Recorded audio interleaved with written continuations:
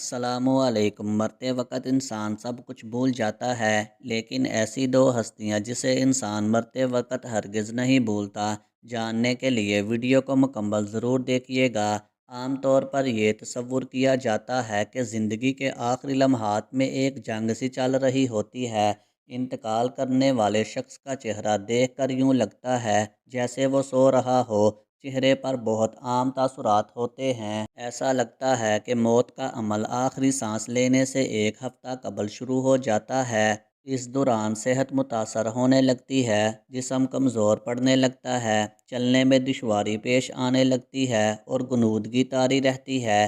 آخری لمحات میں کھانا پینا مشکل ہونے لگتا ہے اور کسی شخص میں طاقت نہیں کہ خدا کے حکم کے بغیر مر جائے۔ اس نے موت کا وقت مقرر کر کے لکھ رکھا ہے، اور جو شخص دنیا میں اپنے اعمال کا بدلہ چاہے اس کو ہم یہی بدلہ دے دیں گے، اور جو آخرت میں طلب ثواب ہو اس کو وہاں اجر عطا کریں گے، اور ہم شکر گزاروں کو عنقریب بہت اچھا صلہ دیں گے۔ مرتے وقت انسان کے دل و دماغ سے ہر چیز نکل جاتی ہے، سب کچھ بھول جاتا ہے، اپنا مال و دولت، محل، عزیز و اقارب، رشتہ دار، سب کچھ بھول جاتا ہے۔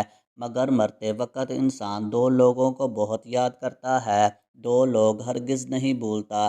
ان کو سامنے بٹھا کے چیخنے کی کوشش کرتا ہے، ان کے غم میں رونے کی کوشش کرتا ہے، مگر رو نہیں پاتا۔ حضرت مولانا جلال الدین رومی رحمۃ اللہ علیہ فرماتے ہیں، میرے محلے میں ایک شخص زندگی موت کی جنگ لڑ رہا تھا، مرنے والا تھا، موت کے بالکل قریب تھا۔ لوگ میرے پاس آئے، بولے حضرت ہمارا ایک شخص مرنے والا ہے، آپ آئیں انہیں کلمہ پڑھنے کی تلقین کریں اور قرآن پڑھنے کی تلقین کریں۔ حضرت مولانا جلال الدین رومی رحمۃ اللہ علیہ فرماتے ہیں، میں مرنے والے کے پاس پہنچ گیا، اس کے قریب بیٹھ گیا، اس کے پاس میں اس کے دوست، رشتہ دار، عزیز و اقارب بیٹھے ہوئے ہیں۔ اب اس مرنے والے کی آنکھیں چھت پہ لگی ہوئی ہیں، کچھ سوچ رہا ہے۔ اللہ نے اسے بولنے کی توفیق دی۔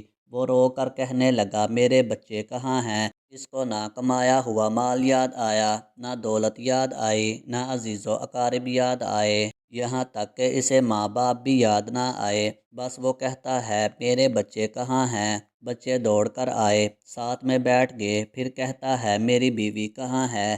بیوی دوڑ کر آئی اور ساتھ بیٹھ گئی۔ اب کہتا ہے، تمہیں دیکھ کے میرا دل رو رہا ہے، سوچ رہا ہوں میرے مر جانے کے بعد میرے بچوں کا کیا بنے گا۔ انسان جب مرتے وقت آخری بار بچوں کو دیکھتا ہے تو وہ بھول جاتا ہے کہ میرے مرنے کے بعد میرا کیا بنے گا۔ یہ سوچتا ہے کہ میرے مرنے کے بعد میری اولاد کا کیا بنے گا۔ میرے مرنے کے بعد پتہ نہیں میرے ان بچوں کا میری طرح کوئی خیال رکھے گا یا نہیں۔ اس کی آنکھیں رو رہی ہیں۔ بیوی کو نصیحت کرنے لگا، میں تو دنیا چھوڑ کے جا رہا ہوں، مجھ پر ایک احسان کیجیے گا کہ میرے بچوں کو قرآن مجید کی تعلیم لازمی دیجیے گا۔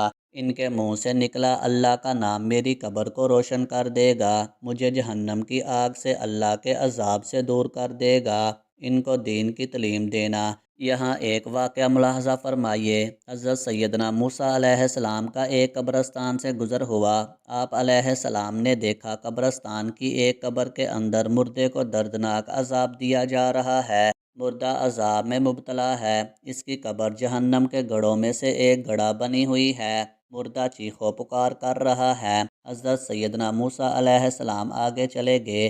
کام کرنے کے بعد واپسی جب اسی راستے سے گزر ہوا، آپ علیہ السلام نے دیکھا وہیں جہنم میں جلنے والا شخص جس کی قبر میں عذاب دیا جا رہا تھا۔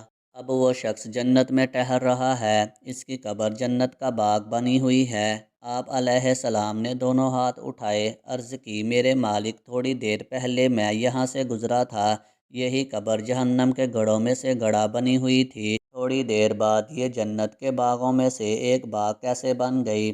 اللہ تعالیٰ نے فرمایا، اے موسیٰ، یہ شخص جب مرا تھا، مرنے سے پہلے اپنی بیوی کو حاملہ چھوڑ کے مرا تھا۔ بیوی کا ایک بیٹا پیدا ہوا، بچہ آج چھوٹا کل بڑا، تھوڑا سا بڑا ہوا تو اس کی بیوی نے بچے کو مسجد میں بھیجا۔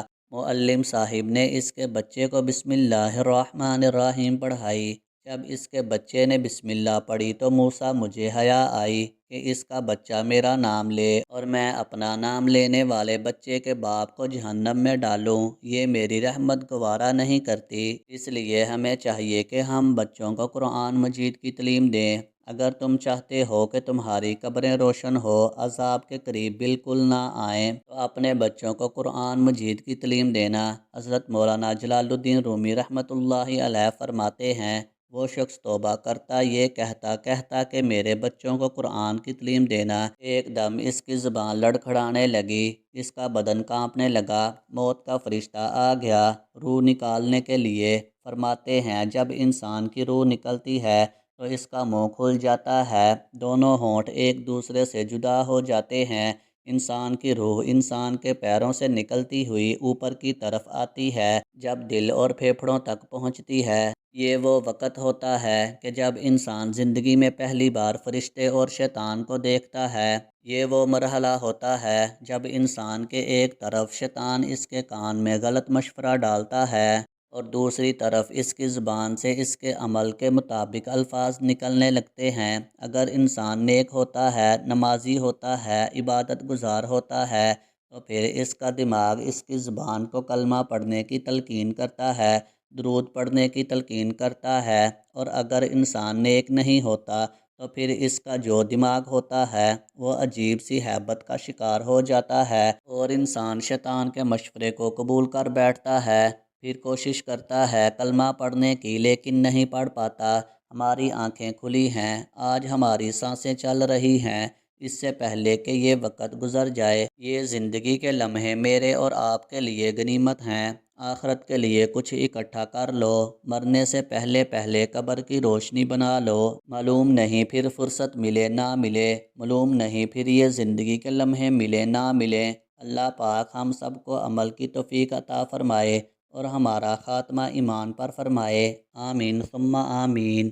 ویڈیو اچھی لگی ہو تو ویڈیو کو لائک کریں، شیئر کریں اور مزید اسلامک واقعات والی اچھی ویڈیو دیکھنے کے لیے میرے چینل کو سبسکرائب کریں۔